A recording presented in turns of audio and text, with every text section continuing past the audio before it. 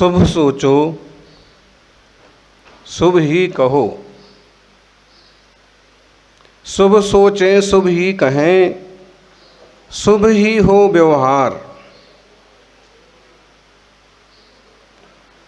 शुभ मंगल जीवन मने, सुखमय हो संसार।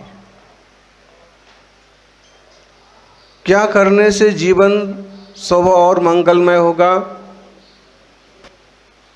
क्या करने से आपका संसार सुखमय होगा? एक बहुत छोटी सी बात कही, शुभ सोचें शुभ ही कहें। कैसा सोचें? मान लो अगर आपको मालूम पड़ जाए कि दुनिया वालों को हमारी मन की बातें मालूम पड़ती हैं, आपको मालूम पड़ जाए कि गुरुजी को हमारे मन की सब बातें मालूम पड़ रही हैं, तो आप क्या करोगे? अच्छा ही सोचेंगे।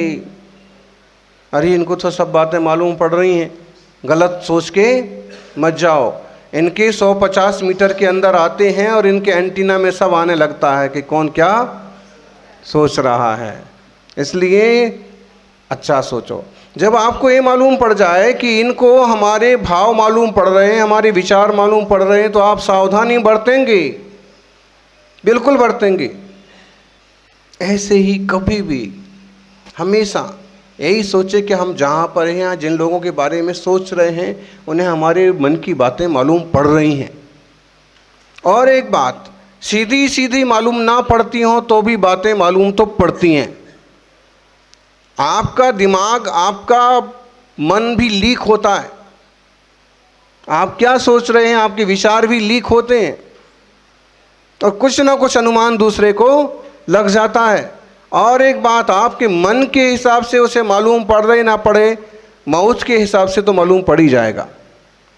आपका चेहरा देख करके, आपके एक्शन देख करके लोग अनुमान लगा लेंगे कि इसके दिमाग में क्या चल रहा है। इसलिए शुभ सोचें और फिर कहने का मौका आए तो शुभ ही कहें। कैसा कहें? शुभ ही बोलना, अशुभ नहीं बोलना। प्रिय वाक्य प्रदानेन सर्वे तुष्यन्ति जन्तवः, तस्मात् तदेव वक्तव्यम वचने का दरिद्रता। प्रिय वाक्य प्रदानेन, अच्छी बातें बोलने से सर्वे तुष्यन्ति जन्तवः, सभी लोग खुश हो जाते हैं। तस्मात् तदेव वक्तव्यम, इसलिए वही बोलो, अच्छा ही बोलो, मीठा ही बोलो, कम बोलो, काम का बोलो, नहीं तो चुप हो लो। प्रिय वाक्य प्रदानेन सर्वे तुष्यन्ति जन्तवः, अच्छी बातें करने से सभी खुश हो जाते हैं।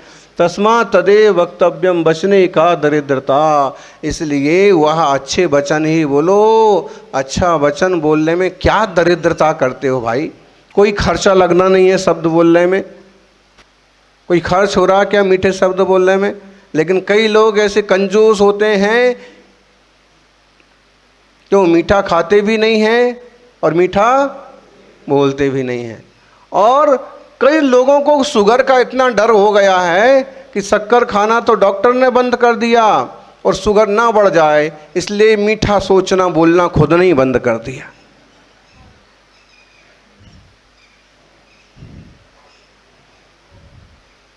अच्छा सोचने से शुगर प्रॉब्लम नहीं होता है, डायबिटीज़ नहीं होता है अच्छा बोलने से। अच्छा बोलो। जबान मिली है, दुनिया में गिनती के प्राणी हैं जो बोल सकते हैं, इंसान हैं, इंसानों में भी बोलने की कला सबको नहीं आती है। पिछले गांव में पूर्व सरपंच के घर पर रुके थे, पीछे कुछ बच्चे बात कर रहे थे और छत पर साधुओं को सामायिक करते देख करके वो बोल रहे थे, नंगे भगवान, नंगे भगवान, नंगे भगवान बैठे हैं वहाँ, नंगे भगवान आए। अब बालकों की कोशिश तो अच्छी है कि अच्छे शब्द बोलें, लेकिन पहला ही शब्द उनसे ठीक से बोलते नहीं बना। दूसरा तो बहुत अच्छा है, भगवान है, लेकिन अब उसके आगे की यात्रा उनने की नहीं कि नंगे को नग्न भी बोल सकते हैं, दिगंबर भी बोल सकते हैं, नृग्रंथ भी बोल सकते हैं, वीतरागी भी बोल सकते हैं। उन्हें पता नहीं है। अब पता ना होने से उनको इस बोल का अच्छा फल मिलने वाला, क्योंकि छल कपट नहीं है। लेकिन कई बार लोग छल कपट से ओछे शब्दों का प्रयोग करते हैं। किसी को ऊंचा चढ़ाएंगे, किसी को नीचे गिराएंगे, किसी को तोकेंगे, किसी को फेंकेंगे। तो इस तरह की जो भावनाएं होती हैं उनका फल बुरा होता है। बाकी प्रिय वाक्य प्रदानी न सर्वे तुष्यन्ति जनतवाः तस्मात् तदेव वक्तव्यम बसने का दरिद्रता। तपस्वी सम्राट 1997 के चातुर्मास के बाद, टीकमगढ़ में चतुर्मास हुआ था, वही दिसंबर में पंचकल्याण चल रहा था।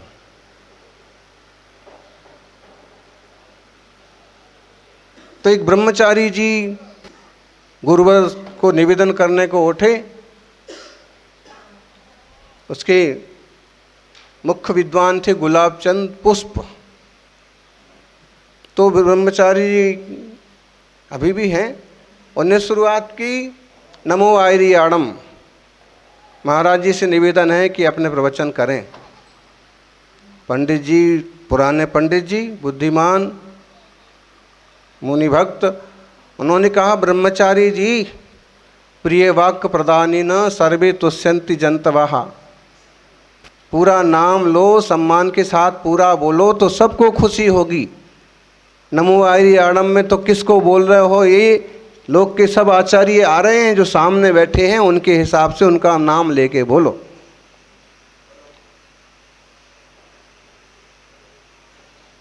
स्वाभाविक है, गुरुजी विराजमान हैं, तपस्वी हैं, ज्ञानी हैं, तो पूरे सम्मान के शब्द हों। भले भी अच्छा माने बुरा माने, लेकिन आपका स्तुति वाला चित्त क्या कहता है? स्तुति कैसे होती?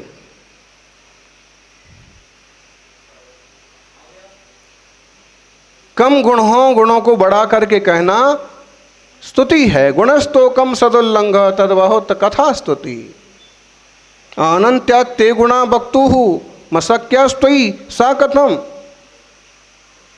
आप लोगों को संस्कृत तो समझती होगी। हमें मालूम पड़ा कि इंदौर में बड़े बड़े विद्वान हैं संस्कृत के, प्राकृत के। अब इसमें कितनी बढ़िया बात कही। समंत्र भद्र स्वामी कह रहे हैं, प्रभु हरनाथ की स्तुति में, शंभु स्तोत्र में, भगवान जिनमें कम गुण हो और उनको बढ़ा चढ़ा के कहना, ये स्तुति कहलाती है। लेकिन आप में तो पहले से इतने गुण हैं, इतने हैं कि जिनका पार नहीं है। अब हम कुछ भी कहेंगे, वो किस बात की स्तुति है? फिर भी स्तुति कहेंगे तो सही। ये बात है। किसी से भी मिलते हैं, अच्छी बात बोलें, प्रेम के शब्द बोलें। जो भी है ज्ञानी, इतना समझ लें कि शुभ सोचें, शुभ ही कहें, शुभ ही हो व्यवहार। व्यवहार भी कैसा हो? हाथ जोड़ के जय जिनेंद्र करने में क्या बिगड़ जाता है? किसी का हाथ पकड़ के उसको फिसलने से बचाने में क्या बिगड़ जाता है? किसी को रास्ता देने से क्या बिगड़ जाता है? किसी को बैठने की जगह बना देने से आपको क्या दिक्कत हो जाती है? किसी का धक्का लग गया और बिल्कुल उसको कुछ ना कहें, कोई रिएक्शन ना करें, इसमें दिक्कत क्या है?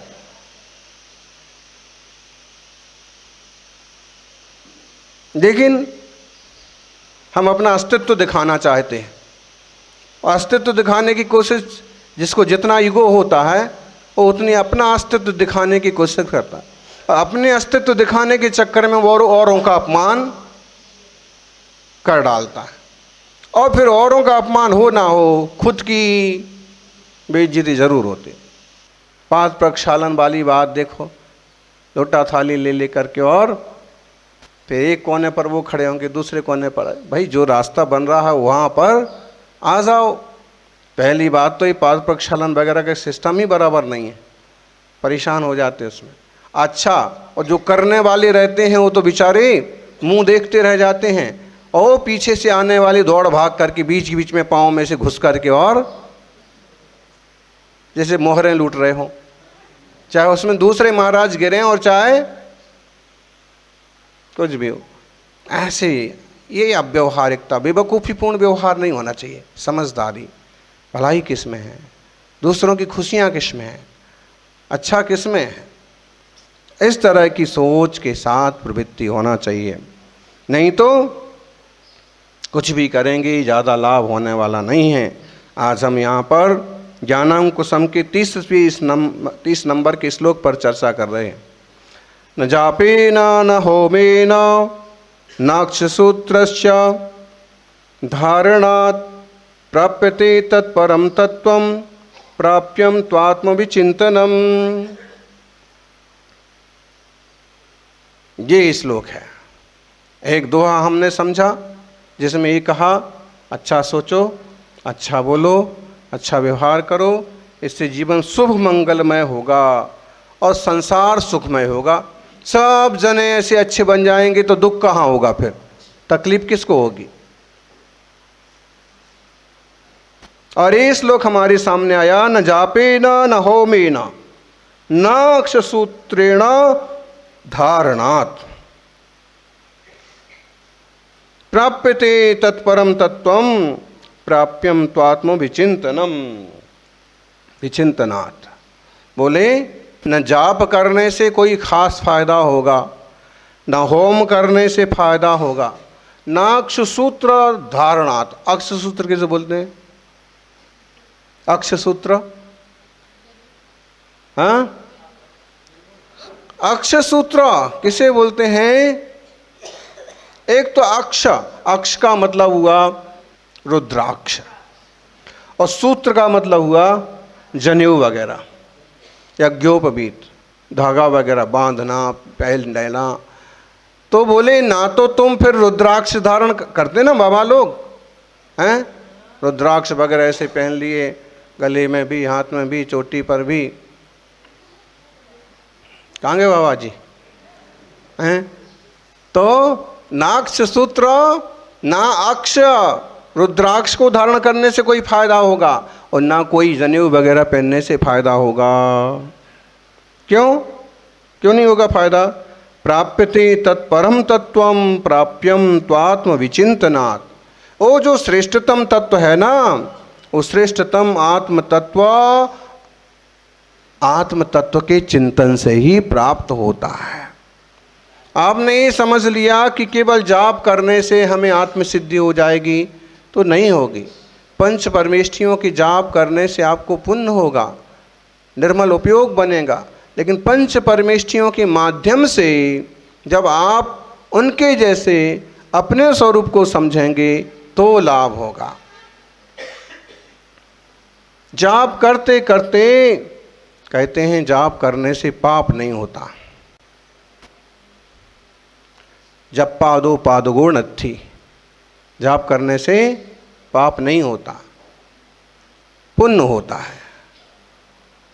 लेकिन अगर पुण्य से आगे की यात्रा करना है तो बोले जिनका जाप कर रहे हैं उनके स्वरूप को समझो, उनके स्वरूप में रमो जमो, उनके स्वरूप को जान करके खुद के स्वरूप में रमने जमने से जाप करने से तब फायदा होगा जब हम गंभीरता से उनके स्वरूप को समझें।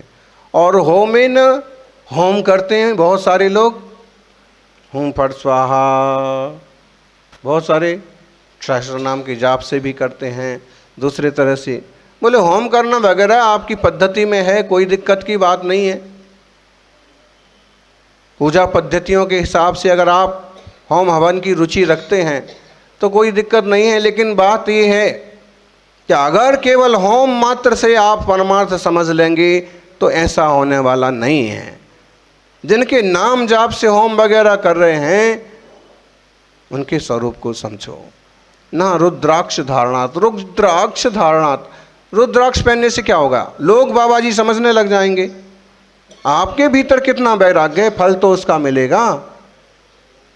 यज्ञोपवीत पहन लिया, लोग समझने लग जाएंगे भैया यज्ञोपवीत वाले हैं, अच्छे होंगे, धर्मात्मा होंगे, शाकाहारी होंगे।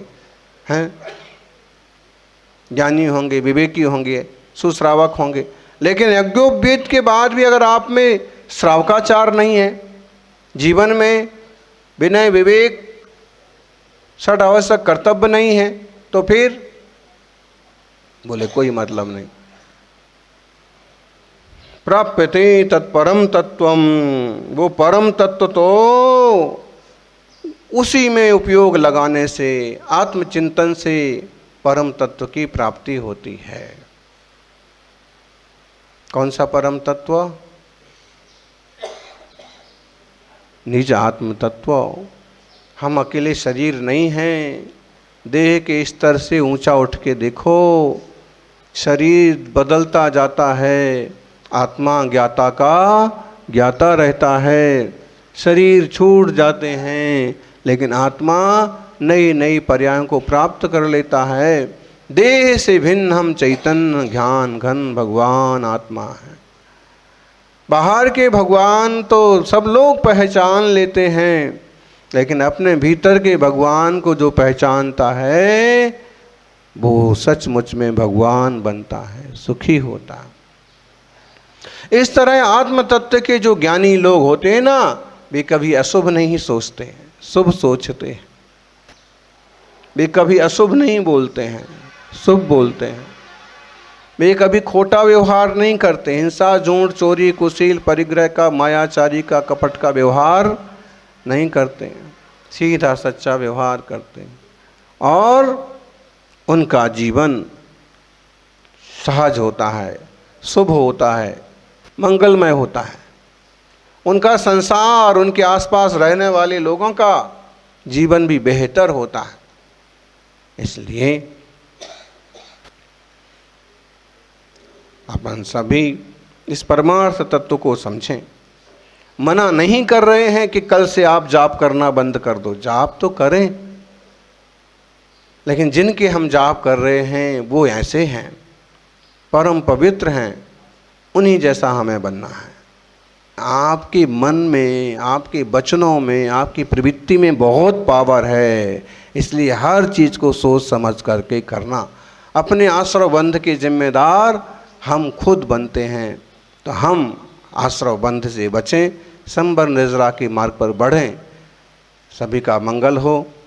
शुद्ध ज्ञान घन चैतन्य आत्मा को सब जानें और अपने आप में गोता लगाएं, यही मंगल भावना। जय बोलिए 24 तीर्थंकर भगवान की।